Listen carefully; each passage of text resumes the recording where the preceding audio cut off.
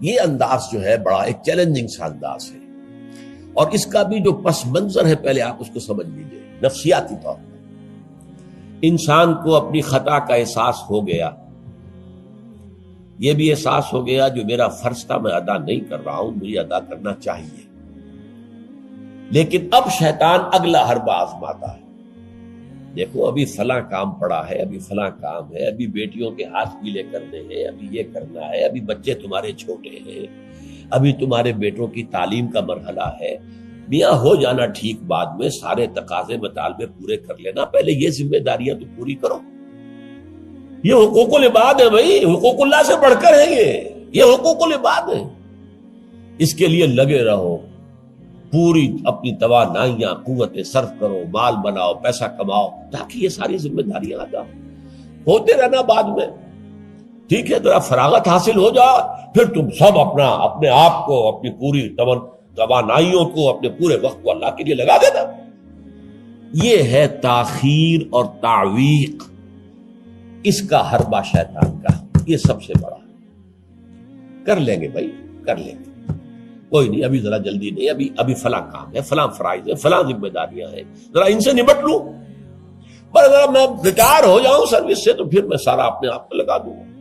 وہ ریٹائرمنٹ کرتے ہیں اس وقت جب آپ کے اندر رہتا ہی کچھ نہیں، اگر آپ کے اندر کچھ رہ جائے تو وہ چھوڑیں گے آپ کو، وہ ساری توانائیاں تو گئی ہیں، اب تو آپ کھوکھلا ایک ڈھانچہ لیے پھر رہے ہیں، آپ کے اندر صلاحیت اور قوت کہاں ہے اب؟ لہذا یہ سارے دھوکے شیطان کے ہیں۔ اس میں ایک چیلنجنگ انداز میں علم یعنی وقت آیا نہیں ہے ابھی اہل ایمان کے لیے، کس چیز کا انتظار کر رہا ہے؟ جو جیسے ہی خیال ہو جائے کہ واقعی یہ فرض ہے، فوراً لبیک کہو۔ تم نے اگر کسی بھی پہلو سے تاخیر اور تعویق کا راستہ اختیار کیا تو یہ شیطان کے پھندے میں گرفتار ہونے کا وہ راستہ ہے اصل میں۔ وہ شیطان پھر چھوڑے گا نہیں، پھر وہ اسے آپ کو اپنے فطراک کا نخچیر بنا لے گا، اپنے تھیلے میں شکار کی حیثیت سے، جیسے کہ آپ تیتر بار کے تھیلے میں ڈال لیتے ہیں شکار کر کے، اس کے فطراک کے نخچیر بن کر رہ جاؤ گے، پھر آگے نکل نہیں سکو گے۔ یہ تاخیر اور تعویق جو ہے، یہی ہوا تھا غزوہ تبوک میں۔ حضرت کعب ابن مالک رضی اللہ تعالیٰ عنہ نے، وہ بھی ان 3 صحابہ میں سے تھے جو سچے صادق الایمان صحابہ تھے، لیکن غزوہ تبوک میں نہیں گئے۔ حضور نے واپس آ کے جو لوگ نہیں گئے تھے ان سے جواب طلبی کی، لہذا منافقین تو آئے، اللہ کی قسم ہے، خدا کی قسم ہے، یا رسول اللہ میں اللہ کو گواہ کر کے کہتا ہوں یہ تھا، یہ تھا، یہ تھا، یہ سبب تھا، میں نہیں جا سکتا۔ حضور فرماتے تھے مسکراتے، اچھا جائیے تشریف لے جاؤ، کوئی پکڑ نہیں۔ یہ آئے جب کعب ابن مالک تو حضور کے چہرے پر مسکراہٹ تھی، تنزیہ مسکراہٹ۔ آپ فرمائیے آپ کیوں نہیں گئے، کیوں نہیں گئے تھے ہمارے ساتھ؟ عرض کیا حضور میرے پاس بھی زبان ہے، میں بھی جھوٹ بول سکتا ہوں، لیکن آج میں جھوٹ بول کر آپ کی گرفت سے، آپ کی سرزنش سے اپنے آپ کو بچا لوں گا، لیکن قیامت میں کیا کروں؟ خدا کی قسم جتنا صحت مند میں اس زمانے میں تھا اتنا صحت مند کبھی نہیں رہا، یعنی کوئی بیماری مجھے آج نہیں لاحق نہیں تھی، اور جتنا فارغ البال میں اس زمانے میں تھا، ہر چیز میرے پاس تھی، اتنا فارغ البال میں کبھی نہیں رہا۔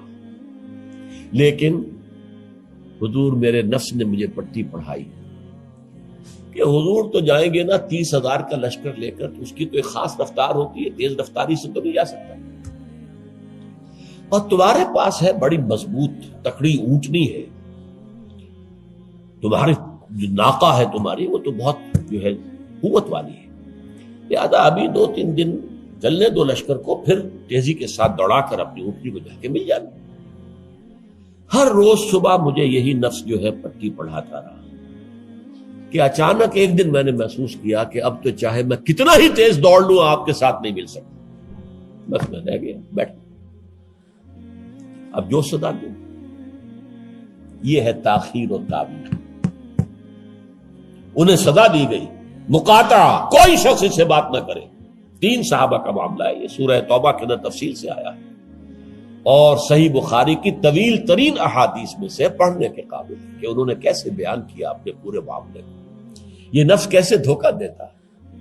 ابھی چند دن اور مدینے کے اندر اپنے نخلستان کی ٹھنڈی چھاؤں کے اندر آرام کر لو، چند دن اور، بھائی جانا ہے، بہت دور جانا ہے، تبوک جانا ہے، کوئی یہ 2 دن میں تو نہیں پہنچ جائے گے حضور، پھر دوڑ کر پکڑ لینا، ساتھ چل مل جانا۔ یہ دھوکہ شیطان کا، یہ دھوکہ نفس کا، یہ ہے الم یأن للذین آمنوا ان تخشع قلوبہم لذکر اللہ وما نزل من الحق۔ یہ سب کچھ تم نے 15 آیتیں اگر سورہ حدید کی پڑھ کر بھی تم نے اپنی گردن نیچے کر کے اپنے دل کو نہیں ٹٹولا تو اور کون سی ہدایت آئے گی، کہاں سے آئے گی؟ 15 آیتیں سورہ حدید کی پڑھ کر بھی، تو کیا ابھی وقت نہیں آیا اہل ایمان کے لیے؟ کس کا انتظار ہے؟ کس چیز کا انتظار ہے؟ الم یعن للذین آمنوا ان تخشع قلوبہم لذکر اللہ وما نزل من الحق۔ کیا وقت آنے گیا اہل ایمان کے لیے کہ ان کے دل جھک جائیں اللہ کی یاد میں، اور جو کچھ حق میں سے نازل ہوا، ما نزل من الحق، یہ پورا قرآن الحق، اس میں سے جو یہ آیات نازل ہوئی ہیں یہ تم نے ابھی سن لی ہے، پڑھ لی ہے، اس کے سامنے بھی دل نہیں جھکیں گے تو کب جھکیں گے؟ اس پر بھی اگر دل نہیں پگھلے تو کب پگھلیں گے؟ اس پر بھی اگر دل میں کوئی عزم اور ارادہ پیدا نہ ہوا کہ اپنی جان لگا دینی ہے، کھپا دینی ہے، ان صلاتی و نسکی و محیایا و مماتی للہ رب العالمین، اس پر بھی نہیں ہوا تو کب ہوگا؟ اور کون سی ہدایت آئے گی؟ فبأی حدیث بعدہ یؤمنون، اس قرآن کے بعد اور کون سی چیز کے یہ منتظر ہے جس پر یہ ایمان لائیں گے؟ الم یعن للذین آمنوا ان تخشع قلوبہم لذکر اللہ وما نزل من الحق۔ اور جیسا کہ میں نے تمہیدی جو میرا بیان تھا ان صورتوں کے بارے میں، اس میں عرض کیا تھا ان میں اہل کتاب سے خطاب نہیں ہے، اہل کتاب کو نشان عبرت کے طور پر پیش کیا گیا۔ دیکھو مسلمانوں، تم سے پہلے بھی ایک امت تھی، معمولی امت نہیں تھی، وہ امت جسے قرآن سند دے رہا ہے 2 دفعہ سورہ بقرہ کے اندر صرف، یا بنی اسرائیل اذکروا نعمتی التی انعمت علیکم وانی فضلتکم علی العالمین، اے بنی اسرائیل یاد کرو میرے اس احسان کو جو تم پر ہوا، میں نے تمہیں تمام جہان والوں پر فضیلت دی تھی۔ وہ قوم، وہ امت، امت موسیٰ، اس امت کو کتنی کتابیں دی گئی، تورات انہیں دی گئی، زبور انہیں دی گئی، انجیل انہیں دی گئی، امت تو ایک ہی ہے یہ۔ حضرت مریم اسرائیلی نہیں تھی کیا؟ تو چاہے باپ حضرت عیسیٰ کا کوئی نہیں ہے لیکن وہ حضرت مریم کے بیٹے ہیں، اسرائیلی، یہ اسرائیلی نبوت ہے جو چلی آ رہی ہے، حضرت موسیٰ اور ہارون سے شروع ہوئی ہے 1400 برس قبل، اور حضرت عیسیٰ اور یحییٰ پر آ کر ختم ہوئی ہے۔ یہ سلسلہ نبوت کا، سینکڑوں نبی آ گئے 1400 برس میں،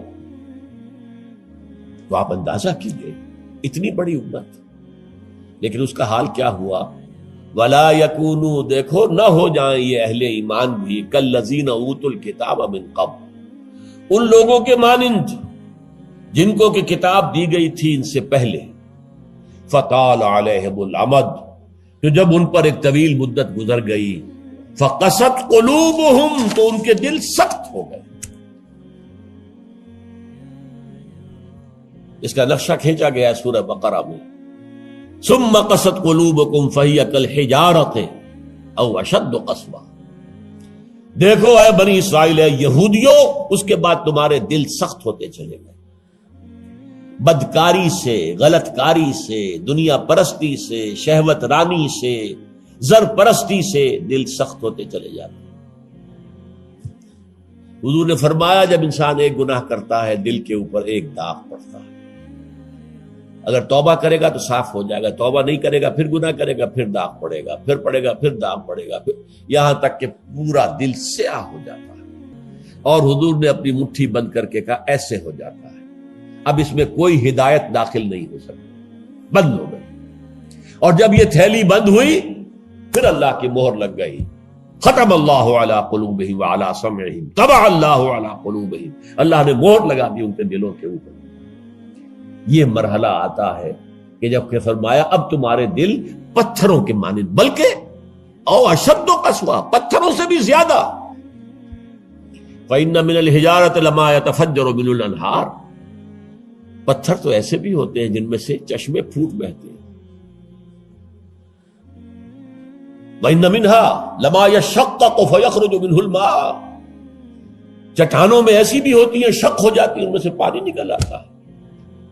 وَإِنَّ مِنْهَا لَمَا يَهْبِطُ مِنْ خَشْيَةِ اللَّهِ، چٹانیں ایسی بھی ہوتی ہیں اللہ کے خوف سے گر پڑتی ہیں. وَمَا اللَّهُ بِغَافِلٍ عَمَّا تَعْمَلُونَ، تمہارے دل ان سے بھی سخت ہو چکے ہیں اور اللہ بے خبر نہیں ہے اس سے کہ جو تم کر رہے ہیں. آج اس امت پر بھی تو 1400 برس گزر گئے، کتنا عرصہ گزرا ہے، اور آج وہی خواہشات ہیں.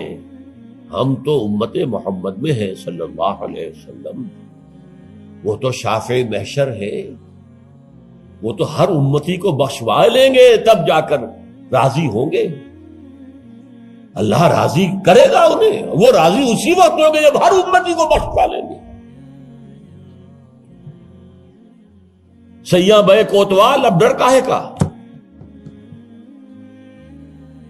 جب ہمارے سیاں ہمارے شوہر کہہ لے کوتوال بن گئے تو مجھے کس کا ڈر ہے؟ کوتوال ہی کا ڈر ہوتا ہے نا کہ وہ پکڑے گا. سیاں بے کوتوال، اب ڈر کاہے کا؟ یہ ہے وہ چیز، امانی، دل کا امانی ہو. سیغفر لنا، ہمیں تو بخش دیا جائے گا، ہماری تو شفاعت ہو جائے گی. بھائی کچھ بھی ہے، ہم کلمہ گو تو ہیں، کچھ بھی ہیں، محمد کے نام لیوا تو ہیں صلی اللہ علیہ وسلم. لیکن یہ قرآن مجید میں یہی ان کا قول نقل کیا گیا تھا. یہود نے کہا تھا نحن ابناء اللہ واحباؤہ، ہم تو اللہ کے بیٹوں کے مانند ہیں، اس کے بڑے چہیتے ہیں. تو اللہ نے کیا جواب دیا؟ فلما يعذبكم بذنوبكم، پھر اللہ تمہیں سزائیں کیوں دیتا رہا ہے؟ یہ نبوکدنضر کے ہاتھوں تمہیں کیوں پٹوایا؟ ہیکل سلیمانی کیوں برباد کروایا؟ یہ تم 100 برس تک اسیری میں رہے، بیبیلونیا میں، بابل میں، عراق میں، کیوں؟ تمہارا دوسرا جو تھا ہیکل بنایا تم نے، وہ بھی سن 70 میں گروا دیا ٹائٹس کے ہاتھوں.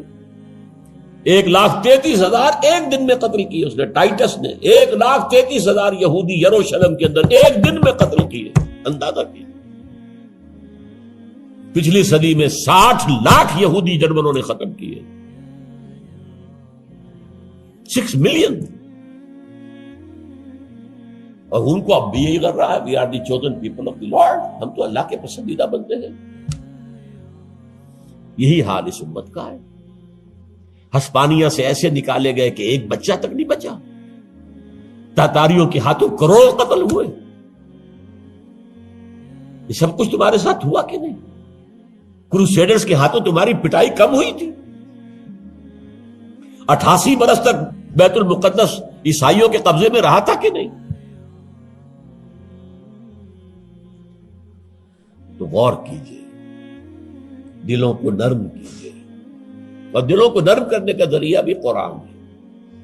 یا ایھا الناس قد جاءتکم موعظۃ من ربکم. موعظہ، واعظ کہتے ہیں اس کو جو دل کو نرم کرے، اس میں رقت پیدا کرے. رقیق کہتے ہیں پتلی شے کو، رقیق مادہ، رقیق مادہ. دل سخت ہو جائے اسے نرم کرنے کی ضرورت ہے. اس کے لیے واعظ بھی سب سے بڑا قرآن. الم یان للذین آمنوا ان تخشع قلوبهم لذکر اللہ وما نزل من الحق ولا یکونوا کالذین اوتوا الکتاب من قبل. تمہارے سامنے موجود ہے. فطال علیہم الامد، پھر ان پر ایک مدت جب گزر گئی، فقست قلوبهم، تو ان کے دل سخت ہو. البتہ یہاں ایک واقعہ میں اور عرض کر دوں. ایک دل کی سختی وہ تھی جو یہودیوں کی ہو گئی تھی، یا ہم میں سے بھی بہت سو کی ہو چکی ہے. لیکن ایک اور دل کی سختی بھی ہوتی ہے، وہ اپنے احساس کی شدت کی بنا پر. یہ معاملہ حضرت ابوبکر کے ساتھ پیش آیا رضی اللہ تعالی. ان کے عہد خلافت میں ایک وفد آیا باہر سے. انہیں جب قرآن کی آیات سنائی گئی تو ان کی آنکھوں سے آنسو بہہ نکلے. حضرت ابوبکر نے فرمایا ہاکذا کنا حتی قست القلوب. ایسے ہی ہم بھی ہوتے تھے، قرآن سنتے ہی، قرآن پڑھتے ہوئے ہمارے آنکھوں سے آنسو جاری ہو جایا تھا، یہاں تک کہ ہمارے دل سخت ہو گئے. معاذ اللہ، معاذ اللہ، یہ شدت احساس ہے۔ یقیناً یہ ہوتا ہے جب آدمی عادی ہو جاتا ہے تو وہ کیفیت نہیں رہتی۔ میں نے اللہ کے فضل و کرم سے 6 حج کیے، لیکن جو کیفیت پہلے حج کی تھی وہ پھر کبھی نصیب نہیں ہوئی۔ ویسے بھی یہ تھا کہ اس وقت تک ابھی اتنا ہجوم نہیں تھا۔ سن 62، اب آج سمجھیے 42 برس گزر چکے، تو اس وقت کا اور تھا معاملہ۔ اب جو ہے وہ ہجوم جو ہے وہ اس میں کبھی انسان کو اپنے اندر جھانکنے کا، کہیں تنہائی میں بیٹھ کر یاد کرنے کا موقع نہیں ملتا، لیکن وہ تھا۔ لیکن ویسے بھی بات یہ ہے کہ ایک آدمی، اب جو لوگ وہاں رہتے ہیں مکے میں رہنے والے، ان میں سے اکثر کو ہم دیکھتے ہیں وہ خانہ کعبہ کا، اس اصل چوکور گھر کا بھی کوئی ادب نہیں کرتے۔ وہ تو ہر وقت ان کے نگاہوں کے سامنے عادی ہو گئے۔ تو ایک شکل یہ ہوتی ہے کہ جو ایک تعامل کثرت کے ساتھ جب ایک بات ہو رہی ہو تو پھر اس کی وہ تاثیر نہیں رہتی۔ تو فرمایا فقست قلوب، حضرت ابو بکر کا بھی وہ احساس کی شدت جو تھی، جیسے حضور نے فرمایا انہ لیغان علی قلبی، میرے دل پر بھی کبھی کبھی حجاب سا طاری ہو جاتا ہے۔ معاذ اللہ، کیسا حجاب؟ اب اس حجاب کے لفظ سے دھوکہ نہ کھا جائیے کہیں۔ ایک حجاب میرا اور آپ کا ہے، ایک حجاب محمد رسول اللہ صلی اللہ علیہ وسلم، کہ وہ جو اللہ کی طرف توجہ کی انٹینسٹی ہے، انٹینسٹی اس میں تھوڑی سی کمی بھی ہو گئی تو اسے آپ حجاب سے تعبیر کریں۔ ہمیں تو وہ کیفیت ہی میسر نہیں ہو سکتی، لیکن اس انٹینسٹی کے اندر، یہ لفظ انٹینسٹی انگریزی کا بار بار بول رہا ہوں، اس کی شدت، لیکن شدت کے لفظ کے اندر جو ہے وہ اتنا مفہوم نہیں آتا جتنا انٹینسٹی کے لفظ میں۔ وہ انٹینسٹی جو ہے اس میں ذرا سی کمی ہوئی، حضور پریشان ہو گئے۔ وَإِنَّهُ لَيُغَانُ عَلَىٰ قَلْبِي وَإِنِّي لَأَسْتَغْفِرُ اللَّهَ 70 مَرَّةً فِي كُلِّ يَوْمٍ، اور ہر روز میں 70 مرتبہ استغفار کرتا ہوں اللہ کی جناب۔ تو کیا آپ گناہ کرتے تھے؟ معاذ اللہ۔ یہ ذرا سی اس توجہ کی شدت میں، انٹینسٹی میں ذرا سی کمی ہوئی، اسے بھی آپ حجاب سے تعبیر کریں۔ تو یہی ہے مفہوم حضرت ابو بکر کے اس قول کا۔